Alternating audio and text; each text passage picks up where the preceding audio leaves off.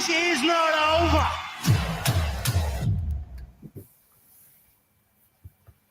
over.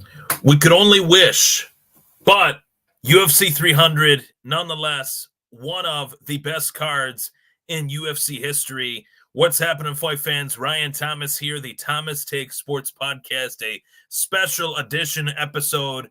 I was saving this one for as close to fight day as I could possibly get. My UFC 300 preview, prediction, fight picks, you name it. We're going to cover it all today on the show. I am in the middle of a move, so I'm going virtual background here as I got some boxes right next to me right here. So, pardon the proliferation around my face as I'm kind of moving here, trying to get it right. That's a little bit better. But for those watching, of course, greatly appreciate you all tuning in. Greatly appreciate the love and support that I have received from the Bills Mafia, of course, as well as the fight fans. I've put out a lot of great content across sports in general, whether it be baseball, getting people prepped for their fantasy baseball draft. We're in the full swing of things here, of course, with the Major League Baseball season, heading into week 2 of what should be your fantasy baseball season. Of course, hopefully you're recapping a great win, whether you're playing on Yahoo, whether you're playing on ESPN or any of the other fantasy apps out there. I greatly appreciate you guys, supporting me, tuning in each and every time. I put a podcast out. Greatly appreciate the love and support. So with that being said, history has arrived. UFC 300. And I was on a Twitter space yesterday with a really good friend of mine, Colin Crandall, who's been in the MMA media game for the better part of the last 10, 15 years, as long as I've known him. And we talked about these fights. I will post that for those of you that want to, tune into that and check that out as well. But I'm going to go with the black headline here. UFC 300 has arrived. History has arrived. And we talked about all of these fights. I want to put my own kind of spin on it. If you guys want to chime in and fire comments in the comment section below, give me your take on these fights, feel free to do so. This is a really fun fight card. This is one of the best fight cards, I think, of the last, 6 or 7 years. That was one of the first questions that the panel asked me last night. Looking at this fight card, what do you think of it? Is this the best fight card in UFC history? It's definitely up there as far as one of the best fight cards in UFC history, and I don't say that mildly. There's been a lot of great cards over the years. This one, to me, putting it on a pedestal, it's the 300th UFC event. It has to be a really good card. Dana White made sure that he delivered one to us, and I think that he has. But, of course, when was the last great fight card that I've been able to tune into, over the last 6-7 years? This brings back memories of UFC 217. You had 3 titles on the line on that pay-per-view, just like you got 3 titles on the line with this pay-per-view. So we'll get to that, but saw all 3 titles change hands that night in November of 2017. The great George Rush St. Pierre made his return to the UFC octagon to take the title away, the UFC middleweight title away from Michael Bisping. I think that's the last time I saw a really good card for the UFC, and just an historic card, rather. Not just a really good one, but a historic card as well. And I expect this one to check off those boxes as well. So, of course, a little bit of a double dip tonight. For all the Buffalo Bills fans out there that watch my show, the Thomas Takes Sports Podcast, it's available tonight at 8 o'clock. My newest Buffalo Bills episode will be arriving at 8 o'clock tonight, streaming on the Buffalo Fanbase Podcast Network and right here on my Twitter at Ryan Thomas Take, as well as my YouTube channel, the Thomas Take Sports Podcast. So a little bit of a double dip today. You get me in the early afternoon or late morning, 11:23 a.m. Eastern time, as this is being recorded right here, right now, live. And then tonight at 8, you can check out my podcast on the first edition 2024 NFL mock draft that I did for tonight. So check that out too. All right, so let's get right to it. Ryan Thomas giving you his fight picks on a stacked card. I want to start off with the first fight of the night, the fight that is opening UFC 300, fight that I'm really excited for, a crucial fight for both gentlemen. Deiveson Figueiredo, the former UFC flyweight champion, taking on the former UFC bantamweight champion, Cody No Love Garbrandt, at 135 pounds to open the action. 6 o'clock in the East, 3 o'clock in the West. Of course, really excited for Deiveson Figueiredo and Cody Garbrandt. This is a great fight. This is a sleeper fight on this fight card that is stacked, as I've mentioned multiple times. But to me, this fight is pivotal for both guys. With a win in this bout, that much closer to title contention as two former champions, I think Cody Garbrandt's looking at this as a unique opportunity to right some wrongs. He had been on a string of losses, coming off of a great win over Rob Font. Cody Garbrandt needs this win just as much, if not more than anybody, on Saturday night against Deiveson Figueiredo. And Figueiredo coming off of some very peculiar performances against Brandon Moreno. He needs this win as well at 135 pounds, trying to reinvent himself, trying to reinvent the wheel that is Figgy.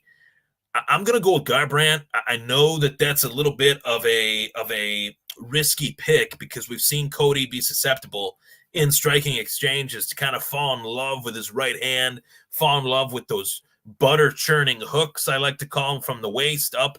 But I've seen a really cerebral, very methodical Cody Garbrandt. I think that comes with some changes in coaching, some changes in philosophy. A little bit of a reset was hit on Cody Garbrandt, and I liked the new look Cody Garbrandt that I saw against Rob Font. So with that, I'm going with Cody Garbrandt. Plus, Deiveson Figueiredo has had some eye issues over the course of the last couple of years of his career. So I think that those eye issues could play a factor in this fight. We could see Cody Garbrandt get that W due to the fact that I think Cody might be the more elusive fighter out of the two with this new look that he has brought to the table. So Cody Garbrandt, my first pick for the first fight of UFC 300.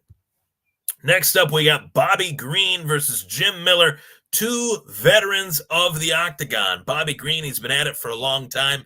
To put it in perspective, how long Jim Miller has been at it, he's fought at UFC 100, which was in 2008, fought at UFC 200, which I believe was in 2016. And here we are, 8 years later, fighting still in the UFC, fighting at UFC 300. So Jim Miller made this happen. Obviously, he campaigned for it. He lobbied for it. He wanted this opportunity. And to me, I look at Jim Miller and I say, obviously, future UFC Hall of Famer.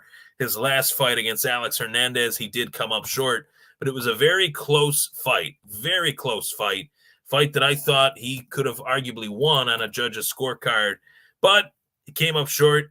Had he not come up short against Alex Hernandez, he would be on a 6-fight winning streak heading into his 41st birthday, which is pretty remarkable, to say the least. Pretty remarkable that Jim Miller is still active, still at it, still competing at an extremely high level.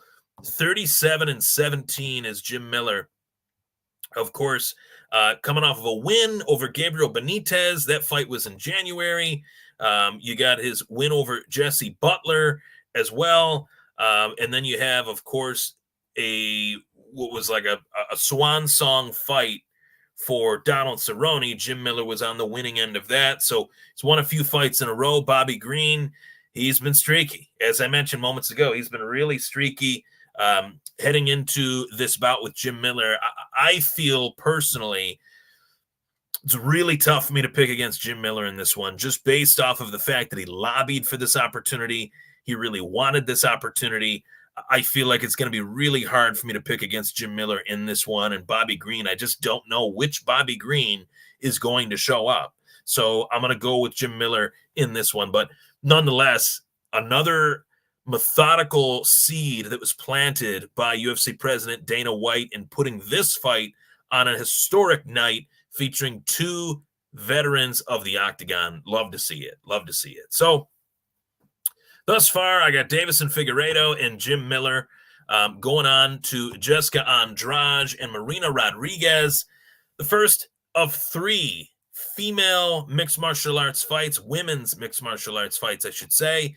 Really looking forward to this one. Of course, Jessica Andrade, a former champion in her own right.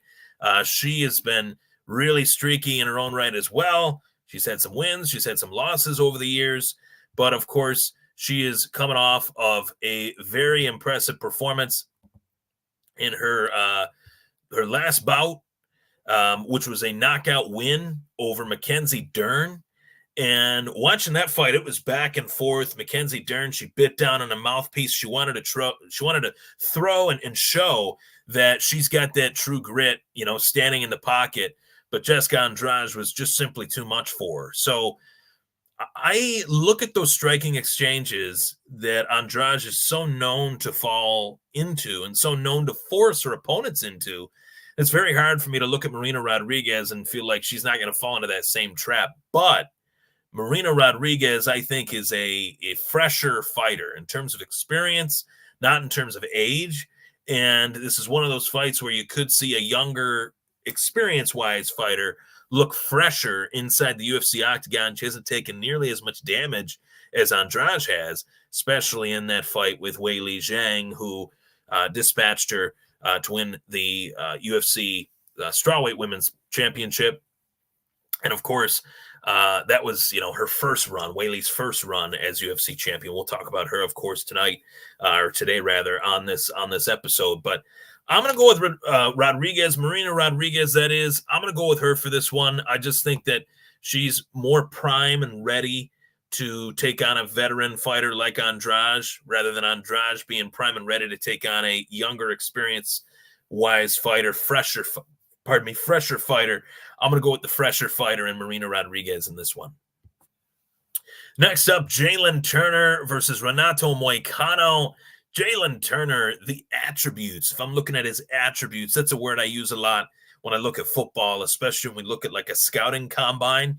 If you were to do a fighter's scouting combine for a Jalen Turner, his physique, his height defies logic for the weight class that he competes in. He's just as tall as Kevin Holland and competes at 155 pounds, whereas Kevin Holland competes at 170 pounds. So Jalen Turner, 28 years old, he's cutting a lot of weight to make 155, something to monitor. But Renato Moicano, he is fighting at lightweight, of course, in this bout. And when I look at this fight, I like both guys a lot. I want to start off by saying that. I love both of these guys, what they bring to the table. They've both entertained the masses a time or two, but Jalen Turner just has too many physical intangibles that I think rate him higher than Moicano in this fight, that make this a little bit of a mismatch physically. Jalen Turner 6'2" to Renato Moicano's 5.9 feet, 5'9", of course. And then the reach advantage, Jalen Turner has a 5-inch reach advantage to Moicano, 77 inches to 72, which does matter. I know people say it doesn't matter, but with the way Jalen Turner fights, he loves to keep distance, loves to stick and move. We saw that in his win over Dan Hooker, which that was a back-and-forth fight. Renato Moicano's best chance to win this one is to make it a dog fight, make it gritty, make it tough, which is what he will try to do. And that's what makes this fight so entertaining. But I think Jalen Turner physically is only getting better. He's only gaining more experience. And I really like the way the UFC has actually built him up over the course of his career. It's almost as if each opponent has been a level up from one another, forcing him to kind of go against his grain and fight in uncomfortable situations, which has made him better. And I think he's a rising fighter at 155 pounds. I'm going to go with Jalen Turner in this bout. So Jalen Turner, Renato Moicano, going with Jalen Turner in this one. Next up, you got Sodiq Yusuff versus Diego Lopez. Sodiq Yusuff, a little bit of a tongue twister there. Sodiq Yusuff versus Diego Lopez. Now, this fight, if you're looking at the betting lines and things like that, this is a fight that I'm staying away from entirely. I don't want anything to do with Sodiq Yusuff versus Diego Lopez. Why? It's just too close of a fight to call. I'm not going to go out on a limb here and say that, Lopez is going to knock out Yusuff or that Yusuff is going to knock out Lopez. I just don't see it from either guy in terms of a finish. I think this is going to be a back and forth fight. I think we're going to see Youssef get the W via decision.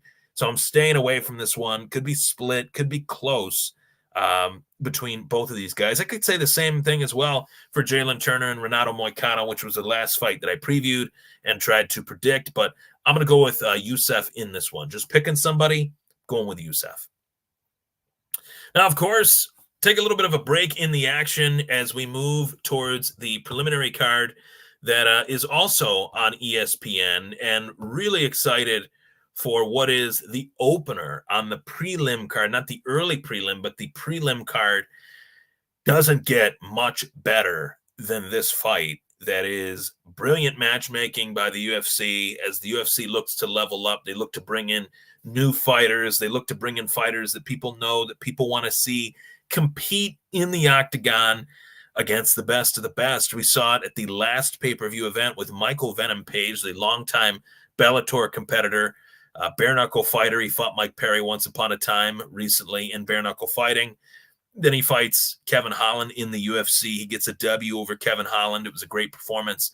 Now we have the UFC debut, and an intriguing UFC debut at that, with Holly Holm, a longtime UFC competitor, former UFC champion, taking on judoka practitioner, former PFL world champion, Professional Fighters League world champion, that is Kayla Harrison. And Kayla Harrison's been somebody that I've wondered, when will she fight in the UFC? Will she ever fight in the UFC?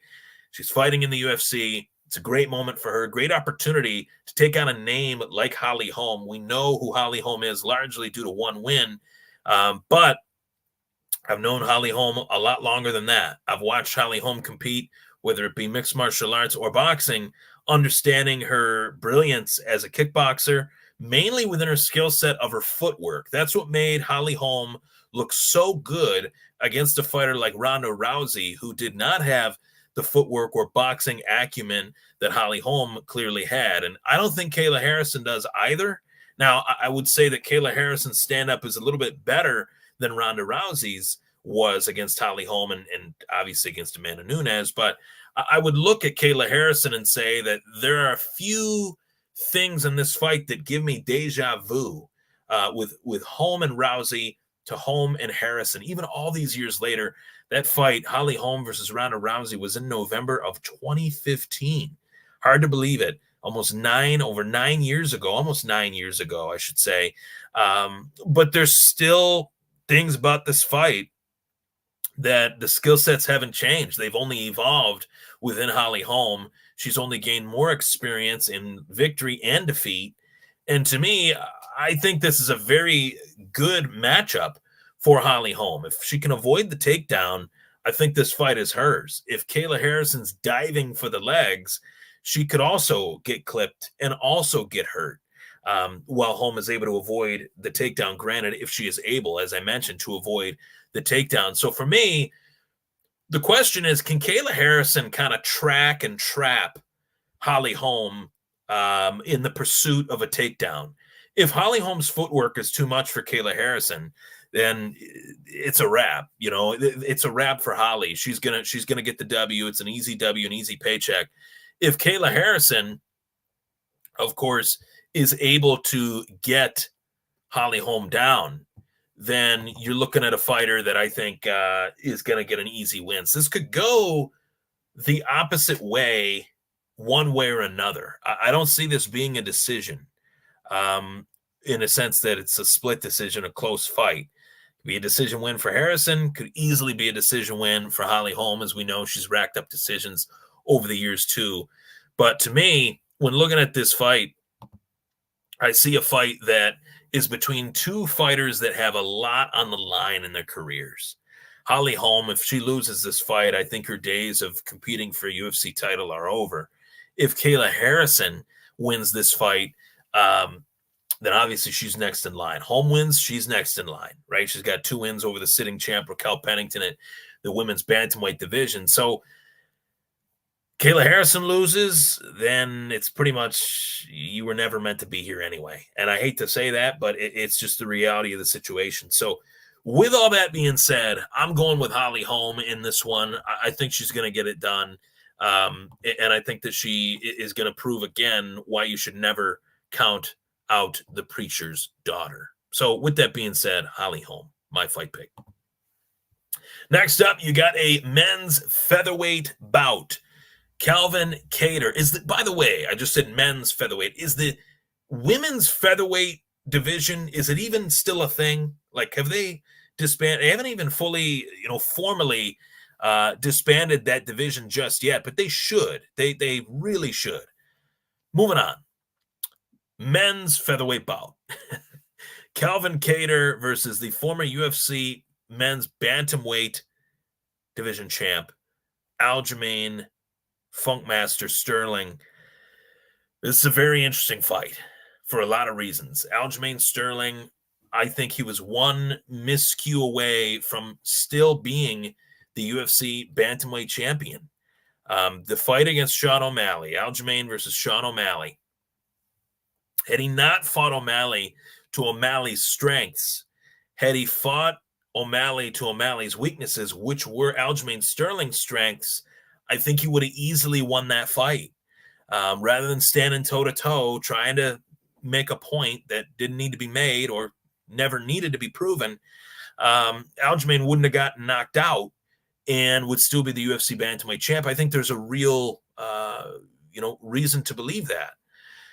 But that's not what happened. Aljamain Sterling did what he did, lost his title, now hitting the reset button, right? That was quite a long time ago. What was over a year ago now, right? He's making his return to the UFC in a new weight class, and he's doing it against a very tough, very durable fighter in the case of Calvin Kattar. Calvin Kattar is one of those guys that I could look at on this UFC roster and just say that I feel sorry for him in this sense. The misfortune, the bad luck that he's faced in his career with injury, as well as a fight that was on worldwide entertainment of ABC, the wide world of sports. Calvin Kattar fought Max Blessed Holloway, and that fight was so one-sided for Holloway that the striking disparity was record-setting between Holloway and Kattar. It was a one-sided pounding, and Holloway was swinging the hammer, and Kattar was on the receiving end of it, to the point where I thought the fight should have been stopped much, much sooner than it was. I felt like that fight took a lot out of Calvin Kattar, as one of those fights would to any fighter. But he's Boston strong. He's Boston tough. Shout out to the city of Beantown, and shout out to Calvin Kattar for going through what he's gone through and making his return on a momentous night, a historic event, and signing the bottom line to fight a former champion. I think that says a lot about Calvin Kattar and the durability aspect, the acumen of fighter that he is. And I have a lot of respect for him. I just wanted to throw that out there. As well, just looking at the obvious here, you got Kattar, who's 36. You got Aljamain Sterling, who's 34. So it's now or never for Calvin Kattar. It, as well, is now or never for Aljamain Sterling. And Kattar is coming off of 2 losses. Of course, Josh Emmett being one of them. Of course, Arnold Allen being another. His last win for Calvin Kattar dates back to January of 2022, which was against Giga Chikadze. Did I say that right? So he's lost, 3 of his last 4 fights? So feels like a little bit of a do or die for Calvin Kattar, and it feels like a little bit of a must-win performance from Aljamain Sterling. In order for Aljamain to work his way up the featherweight ladder and win a belt in another weight class, he's got to start off this pursuit, this experiment, with a win. And I think just looking at the fighter's intangibles and attributes and skill, I think Aljamain Sterling is just simply the better fighter out of the 2. So I'm going to go with Aljamain Sterling in this one. I think he's going to get back to his skills, get back to his basics, and get back to a nice Aljamain Sterling victory. I'm going to go submission, 2nd round, potentially first, with Aljamain Sterling getting the nod. All right, next up, you got a UFC light heavyweight clash between Yuri Prohaska, former UFC light heavyweight champion, and the return of Alexander Rakic, the devastating leg injury that he had suffered. He is coming back from that in what is a big, big ask to take on one of the top UFC light heavyweights. Rakic was one of those. He's been on the outside looking in for quite some time, coming off of this devastating injury. Yuri Prohaska coming off of a devastating title fight loss to Alex Pereira. I thought the fight was stopped way too soon. I thought Yuri still had a lot more to give. And I think Yuri knows that just as well as anyone. He's got to get a win. He's got to get back to it. I think the long layoff is for real for Rakic. Ring rust, octagon rust, cage rust, rather. I think that's for real. So I'm going with Yuri getting the W in this one, cementing himself as one of the top light heavyweights in the world, inching closer once again to another UFC light heavyweight title fight. The next fight, Bo Nickal versus Cody Brundage. This is like a prospects fight. Bo Nickal being one of the hottest, youngest, most pro-ready MMA prospects, former Division I wrestler turned MMA prospect, turned UFC fighter now. So going back to what I meant there by hot prospect, there are few wrestlers in collegiate wrestling that are as accomplished as Bo Nickal to compete in the UFC. And that says a lot because there's been plenty, former Olympians, but in terms of collegiate wrestlers, Bo Nickal, 3-time All-American, 3-time finalist. Look at the resume. Hodge Award winner. There's a lot to that. Went 120-3 as a collegiate wrestler at the Penn State University, which is the cream of the crop. Penn State's wrestling program is the best in the world, led by Cael Sanderson, who is one of the greatest wrestlers of all time. Of course, I know a thing or two about wrestling, following it as closely as I have for the better part of the last 15 years. So Bo Nickal, following his journey, he's the biggest favorite of the night, plus 2,300. You'd have to bet, what, 2,200 to win 100? If my math is wrong on that, let me know. But you'd have to bet a lot, right, to even win $100. That's how many people believe that Bo Nickal is going to run through Cody Brundage. Cody Brundage 10-5. Cody Brundage, a fighter that I know if Cody Brundage tries to shoot for a takedown, I'm just going to burst into laughter because Bo Nickal is nobody to mess with in that regard. I think the skills as well on the stand-up are evolving for Bo Nickal. I'd go on a limb here and say that Bo Nickal could be a UFC champion by 2025, the very end of it, if built the right way. You got to get him back as an active competitor. It's been a little bit too long since he last fought, which I think always matters. But in this case, I just think Bo Nickal, I think too highly of Bo Nickal to pick against him. So yesterday as well, I talked to Bo Nickal's dad, Jason, about this fight and about the Penn State program and how Bo is still involved in it. It was a really great opportunity for me to chat with Jason Nickal, the father of Bo Nickal, who only had, really nice things to say about the Penn State program, of course, as well, translating wrestling to mixed martial arts. His dad hasn't had a hand in that, and he admittedly so said once he got into MMA, I was kind of on the outside looking in. I don't know the striking. I don't know the jiu-jitsu aspect. I can only really coach him to the best of my ability on the wrestling aspect. And, of course, that wrestling aspect of his game taught to him by his dad, as well as one of the greatest of all time, Cael Sanderson. So really great to see a moment in time where, a young man's in there to compete, to get better, and to evolve. And I think that's what's really lost on mixed martial arts fans these days. The fact that it is mixed martial arts, not kickboxing. This is not a kickboxing, fight card. It's a mixed martial arts fight card where we're going to see a guy like Bo Nickal mix the martial arts very well. So I'm going with Bo Nickal in this one. Next up, of course, you have the main card. So Bo Nickal was on the main card. There was a little bit of controversy whether he shouldn't be on the main card. They regulated him down to the opener on the main card. where he wasn't the opener. He was the fourth fight. So rather than the fifth fight to start the night on the main card, he was the fourth fight. That was changed, and rightfully so, to the guy that holds the UFC record for the most finishes in UFC history, of course, by submission. That is Charles "Dubrox" Oliveira versus Arman Tassarukian. Really excited for this bout at 155 pounds. Charles Oliveira had nothing to gain, only has stuff to lose by taking this fight. But let me tell you something. That just goes to show you the fighter that is Charles "Dubrox" Oliveira. That just goes to show you the fighter that is Arman Tassarukian, who is right there in terms of being in line for a UFC title fight. Whoever wins this fight, I think, is fighting Islam Makhachev next. Sorry, Justin Gaethje, but it just appears that that's the way they're pushing it. With Justin Gaethje, we'll be talking about him in a moment. I'll get to that. But Charles Oliveira, I think he's one of those fighters that is one of the best at 155 pounds in history, but he's also one of those fighters that puts on an entertaining night.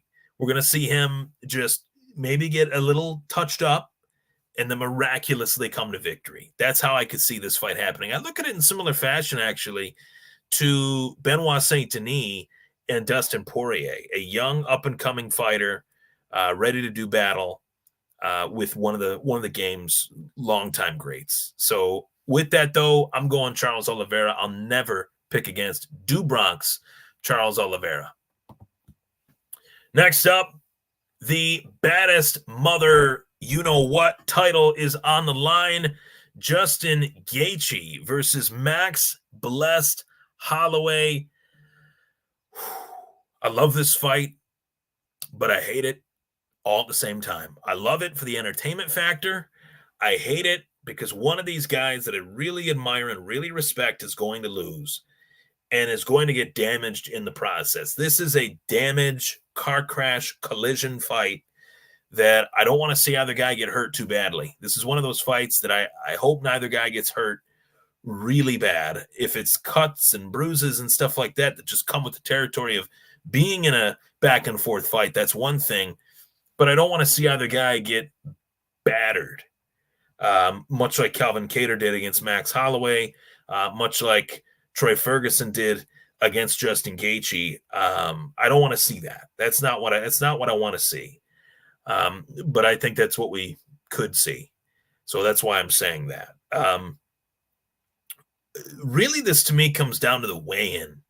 And that's pretty rare for me to say that. I feature that take every now and then when you have a fighter moving up in weight for the second or third time in Max Holloway. If Max Holloway shows up to his weigh-in that morning, Friday morning, and he looks a little gaunt, he looks a little frail, or dare I say, in the words of Conor McGregor and Nate Diaz, skinny fat, Max Holloway is going to be in real trouble because Justin Gaethje is a Mack truck. He's the highlight for a reason. He's going to come forward and he's just going to inflict damage, right? That's what I'm hoping not to see. I want to see Max Holloway come into this one a little bit bigger, a little bit more solid, not in a sense of muscle, but just mass in general, a little bit bigger, being able to weather that storm that is Justin Gaethje and able to put on a fun fight for the fans, in part in conjunction with Gaethje. That's what I'm hoping for. But even with that, no matter what version of this fight that I could see, that we could all see on Saturday night, I'm going to go with Justin Gaethje in this one. I just feel like he's too dominant right now. He's hot. He's coming off of a win over Dustin Poirier, which was a finish. I think the finishing fibers are firing on all cylinders. Really outside of really outside of Khabib, Justin Gaethje has been one of the best fighters in the world for the better part of the last 5 years. Coming off of wins over Poirier, coming off of wins over a guy that they expected to give him trouble, Rafael Fiziev, didn't give him any trouble. Charles Oliveira obviously submitted him, but really outside of Khabib and Charles Oliveira, Justin Gaethje's the best in the world, right? So, and obviously Islam has won the title since, but those are two losses that Gaethje suffered. I think Gaethje is going to come into this one try to give the fans a fun fight, but when it comes down to it, he knows what's on the line for him. He's got to win. So I think Gaethje is going to get this W. And I don't think it hurts the stock of Holloway as much as it would Gaethje. If Gaethje were to lose, it would hurt his stock greatly. If Holloway loses, I don't think it hurts his stock too much. He could go back down to 145 and still be one of the best in the world. So that's how I see that. Gaethje, the fight pick there. Next, Weili Zhang versus Yan Ixionin. I think this is a beautiful, beautiful occasion for a China versus China fight. First time in UFC history. And also, we're talking about the women's strawweight champion, of course, Weili Zhang, who is the first China-born UFC champion, man or woman. And obviously, first woman to do so in that same vernacular as well, which I think matters. Martial arts, right? We know the history of martial arts, right? It's a huge deal to say that you're the first China-born champion in the UFC history. So I'm really just over the moon with Weili. I love her fight style. I love what she brings to the cage. She always brings it. She always brings entertainment. This is talking about fighting your twin. Two fighters with very similar skill sets. Two fighters very similar in size. Yan might have a little bit more power in her hands, even compared to Weili. Yan knocked out her last opponent. The name is not coming to me off the top of my head. It'll come to me once I look it up, of course. But coming to me off the top of my head, her last win was a knockout against Andrade. That's what I thought it was. I just wanted to be sure. So, to knock out Jessica Andrade, Weili has knocked out Jessica Andrade. So this is tough. This is a tough one. But I just think Weili is an all-time great. So it's really tough for me to pick against her. Watching what I watched Weili do against Joanna, bite down on a mouthpiece in that first fight, finish her in the second fight. I'm going with Weili. I have to. So I'm going with Weili in this one for the co-main event, women's strawweight title, and still women's strawweight champion. So that brings us to the main event of the evening. Of course, main event fight pick. This is brought to you by yours truly, Ryan Thomas of the Thomas Take Sports Podcast. Thank you so much for tuning in, everybody. Greatly appreciate you guys tuning in to this episode. We had about 45 people live between Facebook, YouTube, and X. Greatly appreciate you guys tuning in. Of course, my main event fight pick, this is Alex Pereira versus Jamal Hill. And of course, Pereira has been one of the best fighters of the last 5 years. The run that this guy has went on is truly insane for the amount of time that he's fought to be the former UFC middleweight champion, to now being the UFC light heavyweight champion, owning a win over Israel Adesanya in the UFC, and of course, a couple wins outside of the UFC in kickboxing.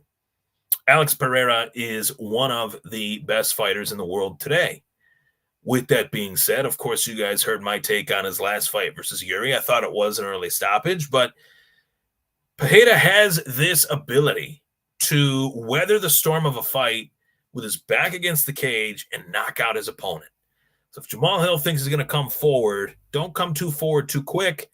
The counter and move ability of Pereira is very, very dynamic, very, very difficult to deal with. So I'm going with Pereira versus Hill.